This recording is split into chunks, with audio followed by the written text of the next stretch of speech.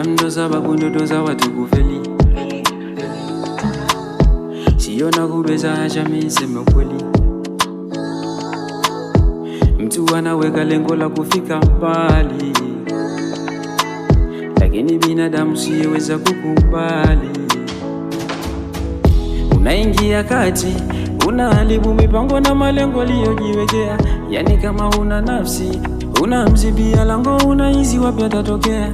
Sababu ya huo ubaya, mbona haina maana. Unafiki, mikosi, yote unamtupia. Binadamu unaumiza